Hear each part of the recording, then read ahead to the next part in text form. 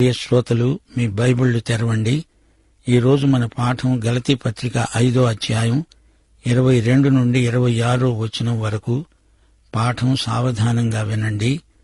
ఆత్మ ఫలమేమనగా ప్రేమ, సంతోషము, సమాధానము, దీర్ఘశాంతము, దయాళుత్వము, మంచితనము, విశ్వాసము, ఆశానిగ్రహము. ఇటు వాటికి విరోధమైన నియమము ఏదీ లేదు. క్రీస్తుయేసు సంబంధులు శరీరమును దాని ఇచ్ఛలతో, దురాశలతో సిలువ వేసి ఉన్నారు. ప్రియ శ్రోతలు, ఆత్మఫలమును గురించిన అంశం విశ్వాసులకు ఎంతో ముఖ్యమైనదని వేరే చెప్పనక్కర్లేదు. శరీర కార్యములను గురించి చెప్పి పౌలు ఆత్మఫలమును పేర్కొంటున్నాడు. ఆత్మవరము శక్తి అయితే ఆత్మఫలము సౌశీల్యం. ఈ రెండూ సమతూకంలో ఉండాలి. యోహాను సువార్త 15వ అధ్యాయంలో యేసు ప్రభు ఆత్మఫలాన్ని గురించి గొప్ప ఉపదేశం చేశాడు. నా యందు నిలిచి ఉంటే మీరు ఫలిస్తారు, బహుగా ఫలిస్తారు. మీకేది ఇష్టమో అడగండి, అది మీకు అనుగ్రహించబడుతుంది. అనగా ప్రార్థన అనేది ఆత్మఫలం. నా ప్రేమలో నిలిచి ఉండండి. ప్రేమ మరొక ఫలం. నా సంతోషము మీ యందు పరిపూర్ణమవుతుంది. సంతోషం ఇది మరో ఫలం. మీరు మొదటి నుండి నా వద్ద ఉన్నవారు గనుక మీరు సాక్ష్యమిస్తారు. సాక్ష్యం మరో ఆత్మఫలం. విత్తేవాని ఉపమానం కూడా ఫలాన్ని గురించిందే. 30 60 100 ఫలం ఆయనకు కావాలి. ఫలించాలి, ఎక్కువ ఫలించాలి, బహుగా ఫలించాలి. మత్తయి సువార్త 13వ అధ్యాయంలోని ఈ ఫలమును గురించిన ఉపమానం పరిశుద్ధాత్మ పంటను సూచిస్తున్నది. గమనించండి. ఈ ఫలం ప్రభువుకు చెందింది. అయితే ఫలించటం అనే ప్రక్రియ పరిశుద్ధాత్మ నిర్వహణే. యేసు ప్రభువు తన జీవితాన్ని మరోసారి పరిశుద్ధాత్మ ద్వారా మనలో జీవించగోరుతున్నాడు. నీవు స్వశక్తితో దీనిని జీవించలేవు. పరిశుద్ధాత్మ పాత్ర ఇందులో ఎంతో ఉంది. యేసు ప్రభువును నీలో జీవింపనీయే. పరిశుద్ధాత్మకు ఈ విషయంలో పూర్తి స్వేచ్ఛనిచ్చి చూడు. పాత స్వభావం క్రీస్తు కోసం ఫలం ఉత్పత్తి చేయజాలదు. కొత్త స్వభావం పరిశుద్ధాత్మ లేనిదే ఏమాత్రమూ పనిచేయజాలదు. రోమాపత్రిక 7వ అధ్యాయం 18వ వచనాన్ని అడగండి. నా యందు అనగా నా శరీరమందు మంచిది ఏదీ నివసింపదని నేనెరుగుదును. మేలైనది చెయ్యాలనే కోరిక నాకు కలుగుతున్నది గాని దానిని చేయడం నాకు కలగటం లేదు. మనలో చాలామందిని ఇదే సమస్య వేధించుతున్నది. మనము స్వశక్తితో చేసేది కాదిది. పరిశుద్ధాత్మ ఫలాన్ని మనమెలా పొందగలము అనేది మన ప్రశ్న. ఫలించడము అనే అంశం ఎంతో ఆసక్తిదాయకమైనది. చెట్టు కాయలు కాస్తుంది, ఫలాలను ఫలిస్తుంది. నీవు ఆ చెట్టుకు ఎన్ని దోహద క్రియలు చేసినా పండ్లను ఫలించేది చెట్టే గదా. చెట్టుకు కొమ్మలెన్నో ఉన్నాయి. ఫలాలు ఫలించేది చెట్టు, కొమ్మలు కాదు. కొమ్మలు చెట్టు నుండి వేరై చూడమను, అవి ఫలించవు సరిగదా, ఎండిపోతాయి. చెట్టు కొమ్మల ద్వారా ఫలిస్తుంది. కొమ్మలు చెట్టు నుండి విడిపోవు. కొమ్మలు చెట్టులో భాగం. యోహాను సువార్త 15వ అధ్యాయం 4వ వచనం, తీగ ద్రాక్షవల్లిలో నిలిచి ఉంటేనే కాని తనంతట తాను ఫలించదు. అలాగే నాయందు నిలిచి ఉంటేనే కాని మీరు ఫలించరు. మనం సజీవ యాగముగా దేవునికి సమర్పించుకుంటాము. బలిపీఠం వేడెక్కినప్పుడు తిన్నగా బయటికి జారుకుంటాము. మనము ఫలించాలి అంటే క్రీస్తునందు నిలిచి ఉండాల్సిందే. ఫలదీకరణ సూత్రాన్ని పౌలు ఇక్కడ ప్రతిపాదిస్తున్నాడు. ఫలం ఎలా వస్తుంది? పూర్తిగా లోబడాలి. చుట్టూరా ఉన్న వాతావరణానికి, మంచి గాలికి, సూర్యరశ్మికి లోబడాలి. ఈ విషయం లౌకికం కాదు, పారలౌకికం. భౌతికం కాదు, ఆధ్యాత్మికం. పౌలు ఆధ్యాత్మిక విషయాన్ని విపులీకరించడానికి, విశదీకరించడానికి ఈ ఉపమానాన్ని ప్రయోగిస్తున్నాడు. మనలో నివాసమున్న పరిశుద్ధాత్మకు మనం పూర్తిగా 100% లోబడాలి. పరిశుద్ధాత్మ ఫలాలను పండించగోరుతున్నాడు. ఇదంతా ఆత్మఫలం, ఆత్మ యొక్క ఫలం, పరిశుద్ధాత్మ ఉత్పత్తి చేసిన ఫలం. ఆత్మఫలం అనే మాట ఏకవచనంలో ఉంది, గమనించండి. ప్రేమ, ఆనందం, సమాధానం. ఆత్మఫలము ప్రేమే. ఈ ఫలములో నుండి ఇతర ఫలాలు వస్తాయి. ప్రేమ అనేది ప్రాథమిక ఫలం. ప్రేమ లేకపోతే 1 కొరింథీ 13:1 ఏమంటోంది? నీవు మోగే కంచువు, గణగణమనే తాళానివి, అంతే. 1 కొరింథీ 13 ప్రత్యేకంగా తీసుకొని దానికి ప్రేమ కట్టించి గోడకు తగిలించుకోవడానికి కాదు. ఈ అధ్యాయం ఆత్మవరముల జాబితాలోనిది అని గుర్తించండి. ఈ ప్రేమ ఫలం లేనిది మిగతా వరాలు లేనే లేవు. తల లేకుండా శరీరానికి గుర్తింపు లేదు. ప్రేమ లేనిది తతిమ్మా వరాలు పనిచెయ్యవు. నీవు హతసాక్షివవుతావా? ప్రేమ లేకుండా నీ హతసాక్ష్యం మృతసాక్ష్యం. ప్రేమలేని దానశీలం వృధా. పౌలంటున్నాడు, ఆత్మఫలమేమనగా ప్రేమ. ఈ ప్రేమలో అన్ని వరాలు నిక్షిప్తమై ఉన్నాయి. ఇది ముమ్మాటికి నిజం.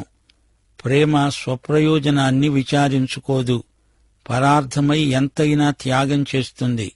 ఆత్మవరం సంఘ వినియోగానికి ఉద్దేశించబడింది. విశ్వాసులందరిలో ఆత్మశక్తి వరాలలో కనిపిస్తుంది. సంఘ క్షేమాభివృద్ధి కోసమై, విశ్వాసులందరి మేలు కోసం వరాలు వినియోగపడతాయి. నీ కండ్లు నీ శరీరమంతటికీ సేవ చేస్తాయి. శరీరానికి ఎటు వెళ్లాల్సింది దారి చూపుతాయి కండ్లు. కండ్లు నడవవు, నడిచే పాదాలకు దారి చూపుతాయి. ఆత్మఫలమైన ప్రేమ లేకుండా మరే వరము సంఘంలో ఎవరూ వాడకూడదు. యోహాను 15 ప్రభువు ఇదే ఫలాన్ని గురించి మాట్లాడాడు.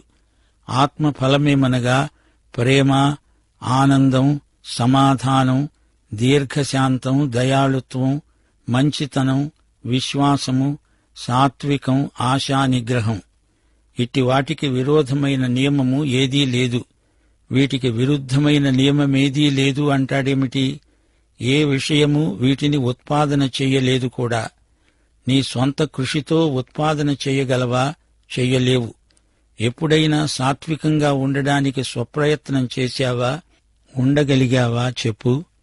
ఒకవేళ సాత్వికం వచ్చిందే అనుకో, అప్పుడు ఆహా, నేనెంత సాత్వికుణ్ణో చూడు అంటూ గర్వం వచ్చేస్తుంది. అప్పుడు నీ సాత్వికం కాస్త అంతరించిపోతుంది. గర్వం వచ్చి నీ సాత్వికాన్ని, వినయాన్ని మింగేస్తుంది.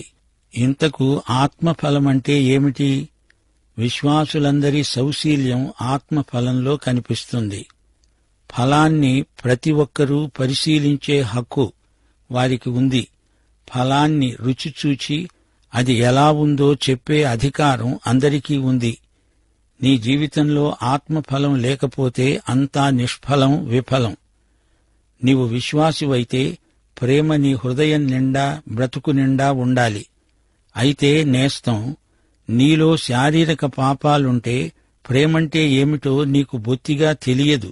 ఈ రోజున ఎందరో యువతీ యువకులకు ప్రేమ అంటే లైంగిక ఆకర్షణ అనిపిస్తోంది. ప్రేమ ఆత్మఫలం. ఈ ప్రేమ నీలో ఉంటే నీ భార్యను, నీ భర్తను ఇదే ప్రేమతో ప్రేమిస్తావు. దేవుడు యేసుక్రీస్తు ద్వారా ఈ ప్రేమ నీ హృదయంలోకి కృమ్మరిస్తాడు. ఆత్మఫలమైన ప్రేమ గలవారు ప్రేమించినట్లు ఇతరులు ప్రేమించజాలరు. అగాపే ప్రేమను మించింది లేదు. ఆత్మఫలమైన ప్రేమ ఇది. ఆత్మఫలమై అగాపే ప్రేమ మానవ సంబంధాలను ఉన్నత అంతస్తుకు హెచ్చిస్తుంది. కుటుంబ సంబంధాలలోకి ఆత్మఫలమైన ప్రేమ ఒక అతీత పరిమాణాన్ని తెచ్చి చేరుస్తుంది. ఆనందం మరో ఆత్మఫలం. ఇది క్రైస్తవ జీవితంలో ఉండి తీరాలి. మనకు ఆనందమివ్వటానికే కదా ఆయన వచ్చాడు. లోకంలో ఎందులోనూ ఆనందం లేదు. తాత్కాలిక సంతోషాన్ని కల్పించుకుంటారు. ఈ క్షణం వినోదం, మరుక్షణం విషాదం. 1 యోహాను 1:4 భక్తుడు అంటున్నాడు, మన సంతోషానందములు పరిపూర్ణమవడానికి మేము ఈ సంగతులు రాస్తున్నాము. శ్రోత, నీకు అలాంటి ఆనందం ఉందా? ఒక విశ్వాసిగా నీవీ ఆనందాన్ని అనుభవించగలవు. మహానందానికి క్రీస్తునందు నీకు హక్కు ఉంది. అదెవరూ కాదనలేరు. ఎవరూ దానిని తీసివేయలేరు. ఆత్మఫలం సమాధానం, ఇది మూడోది. ఇది దేవుని సమాధానం. మతము నీకీ సమాధానమునివ్వజాలదు. యేసుక్రీస్తు మాత్రమే నీకు ఈ గంభీరమైన శాంతిని, సమాధానమును ఇవ్వగలడు. రోమాపత్రిక 5వ అధ్యాయం 1వ వచనం అంటోంది, విశ్వాసమూలమున మనము నీతిమంతులముగా తీర్చబడి మన ప్రభువైన యేసుక్రీస్తు ద్వారా దేవునితో సమాధానము కలిగి ఉందాము. ఇంకా కొన్ని ఫలాలు ఇక్కడ పేర్కొనబడ్డాయి. నేస్తం, నీకు దీర్ఘశాంతముందా? సహనము, ఓర్పు, తాలిమి అనే లక్షణాలున్నాయా? మనలో చాలామందిమి ఓపలేము, అట్టిట్టయిపోతాము, నానా కంగారు పడిపోతాము. పరిశుద్ధాత్మ మాత్రమే మనకు దీర్ఘశాంతాన్ని అలవరచగలడు. మన సహజాతం దీర్ఘశాంతానికి వ్యతిరేకం. దయాళుత్వం మరో ఫలం, మంచితనం, సౌజన్యం. ఈ జాబితాలో విశ్వాసం పేర్కొనబడింది.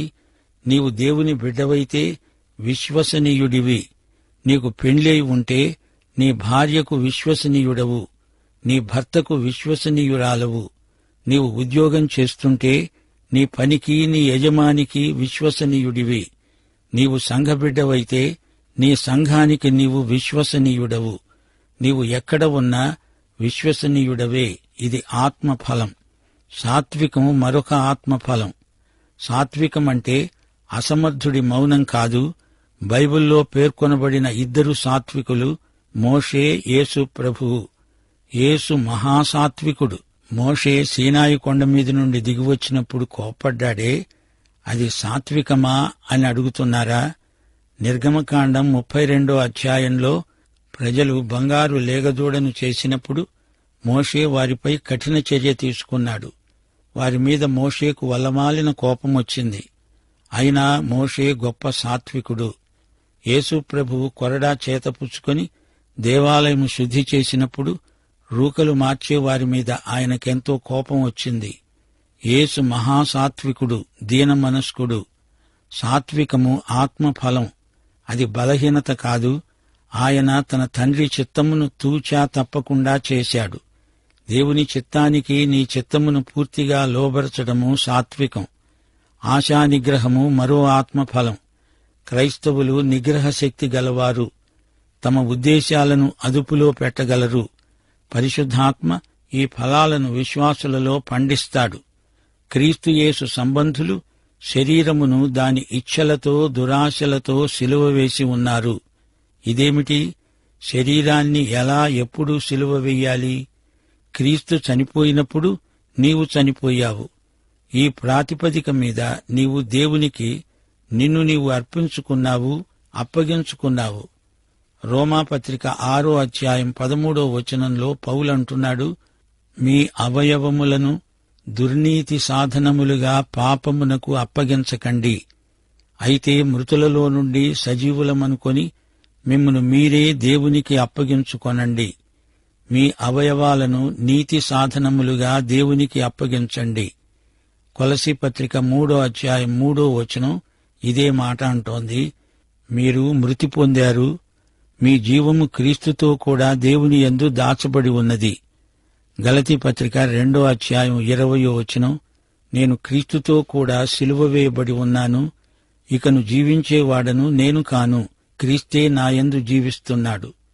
నేనిప్పుడు శరీరమందు జీవిస్తున్న జీవితము నన్ను ప్రేమించి నా కొరకు తనను తానే అప్పగించుకొనిన దేవుని కుమారుని యందలి విశ్వాసము వలన జీవిస్తున్నాను. శ్రోతలు వింటున్నారా? క్రీస్తు సిలువ వేయబడినప్పుడు విశ్వాసి కూడా అదే సమయంలో క్రీస్తుతో కూడా సిలువ వేయబడి ఉన్నాడు. ఇప్పుడు విశ్వాసి సజీవుడైన క్రీస్తుతో జత చేయబడి ఉన్నాడు. విజయానికి మార్గం సంఘర్షణ కాదు, సమర్పణ. లోబడడమంటే చిత్తాన్ని దేవునికి, దేవుని చిత్తానికి లోబరచాలి. క్రీస్తుకు పూర్తిగా వశమైపోవాలి. ఇదే మన విజయ రహస్యం. మనము ఆత్మను అనుసరించి జీవించేవారమైతే ఆత్మను అనుసరించి క్రమంగా నడుచుకోవాలి. ఇక్కడ నడుచుకోవడమంటే ఆయన అడుగులో అడుగేసి నడవటమని అర్థం. నడవడం అభ్యసించాలి. చిన్నప్పుడు మనం ఎలా నడవడం నేర్చుకున్నాము? అభ్యాసం వల్ల. కింద పడుతూ లేస్తూ నేర్చుకున్నాము. కింద పడితే మరో ప్రయత్నం చెయ్యడం అభ్యాసం, కూసు విద్య. నడుస్తూ ఉండగా నడవడం బాగా అలవాటవుతుంది. నడవటాన్ని గురించి నేర్పటం కాదు, నడవడమే నేర్చుకోవడమంటే. ఆత్మయందు ఎలా నడవాలి అంటే నడుస్తూ ఉండాలి, అంతేగాని వేరే మార్గమేదీ లేదు. ప్రతిరోజు ఆరంభంలో మనం ప్రార్థన చెయ్యాలి. దేవా, సరిగా నడవడానికి నాకు సాయం చెయ్యి. పడిపోతే దయచేసి పట్టుకో, మళ్లీ నిలబెట్టు. ఒకరినొకరము వివాదానికి రేపకుండా జాగ్రత్త పడతాము. ఇతరులను రెచ్చగొట్టే మాటలనకూడదు. ఒకరి యందొకరు అసూయపడకూడదు. వృథాతిశయం దేవుని బిడ్డలకు తగదు.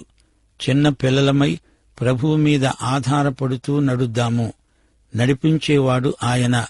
దాష్టీకం, పెత్తనం చెలాయించే మనసు మంచిది కాదు. ఆత్మయందు చక్కగా నడవాలి. క్రైస్తవ జీవితం అనుదినము మెరుగుపడే ప్రవర్తన. ఏ దినానికి ఆ దినమే, ఏ దినపు కీడు ఆ దినానికి చాలు. పరిశుద్ధాత్మ ఆధ్వర్యంలో, నేతృత్వంలో అడుగు తీసి అడుగు పెట్టడం మనకెంతైనా క్షేమకరం. సోదరీ సోదరులారా, వింటున్నారా? క్రైస్తవ జీవితం ఆత్మఫలం. క్రైస్తవ సౌశీల్యం ఆత్మఫలం. ఆత్మఫలములు వేరు, ఆత్మవరములు వేరు. రక్షించబడినప్పుడు విశ్వాసులందరికీ వరములు ఇవ్వబడతాయి. అందలి ప్రయోజనము కొరకు ప్రతివానికి ఆత్మ ప్రత్యక్షత అనుగ్రహించబడుతున్నది. వీటన్నిటినీ ఆత్మ ఒక్కడే తన చిత్తము చొప్పున ప్రతివానికి పంచి ఇస్తూ కార్యసిద్ధి కలుగచేస్తున్నాడు. అయితే ఆత్మ ఫలంలో మనకు ఏం కనపడుతుంది? యేసుక్రీస్తు యొక్క ఉద్దేశ్యాలు, వైఖరులు, ఆయన జీవిత విధానం ఆత్మఫలములో మనకు కనిపిస్తాయి. ఆత్మఫలము యేసుక్రీస్తు యొక్క జీవిత శైలి. వరాలు ఆయా పరిచర్యల కోసం క్రీస్తు శరీరానికి పంచిపెట్టబడినాయి. కాని ఫలం ఈ వరాల వినియోగంలో, నిర్వహణలో క్రీస్తు వైఖరిని చూపుతుంది. కొందరికి వరం ఉండవచ్చుగాని క్రీస్తు మనస్సు, క్రీస్తు వైఖరి లేకపోవచ్చు. అప్పుడది నిరుపయోగమవుతుంది. ఫలం క్రీస్తు సౌశీల్యాన్ని చూపుతుంది. ఫలం సౌశీల్యం, వరం సేవలో శక్తి. శక్తి ఉండి సౌశీల్యం లేకపోవడం ప్రమాదం. అట్టి శక్తి దుర్వినియోగమవుతుంది. ఆత్మఫలమైన ప్రేమ మిగతా ప్రతిదానికి మూలం. ప్రతి ఒక్క ఫలం ప్రత్యేకం. ఫలములన్నీ దేనికవే.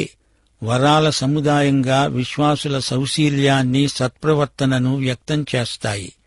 ఆత్మఫలమేమనగా ప్రేమ, అగాపే ప్రేమ. దేవుని నిబంధన ప్రేమ. ఆనందమున్నది చూచారా? అది పరిస్థితులను మించింది. యూదాపత్రిక 24వ వచనం. తన మహిమ ఎదుట ఆనందముతో మనల్ని నిలువబెట్టుకుంటాడు. రోమాపత్రిక 14వ అధ్యాయం 17వ వచనం.